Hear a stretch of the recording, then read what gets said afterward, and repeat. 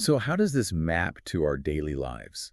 Like, if we are walking around as a team of frequencies, how does that show up when we are just grabbing a coffee or, I don't know, sitting in a meeting? Well, this brings us to a major focus of her insights, which is the phenomenon of individuals with dual frequencies. Which we touched on briefly in the beginning, right? Yeah, this moves the theory from the abstract into the highly practical realm of interpersonal relationships. She observes that some people project two distinct frequencies simultaneously. Like when you meet someone who is, on the surface, genuinely wonderful. They project a high frequency, they're bright, polite, accommodating, but occasionally you catch a glimpse of a dark, unpredictable undercurrent, a low frequency. Right, and she notes that it isn't that they are faking being nice. The high frequency is completely authentic, but that other frequency is sitting right there beside it, operating at the exact same time. Okay, hold on. Wait, I'm struggling with this jump. Okay, what's the hang-up? I mean, couldn't that just be a moody coworker?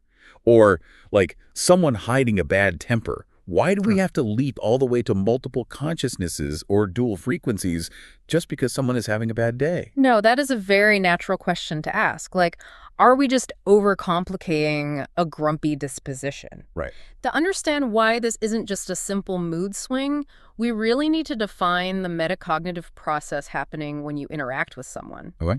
Metacognition is, quite simply, the brain's ability to think about its own thinking and to monitor the vast amounts of subconscious data we process every single second.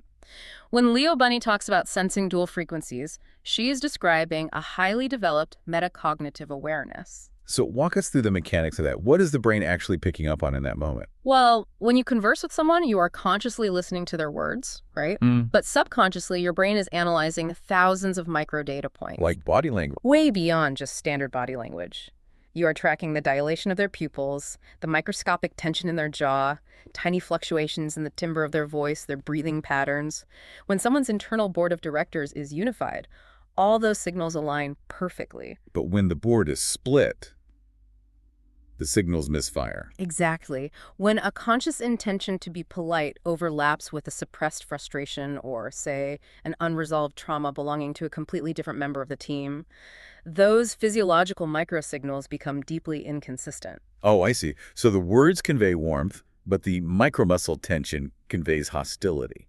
Yes, and your conscious mind cannot process all those conflicting details fast enough, so it synthesizes the data into a single gut feeling, a weird vibe. The brain just hands you a summary report that says something here does not match. Exactly. It's like hearing two radio stations playing at the same time because the dial is stuck right between them.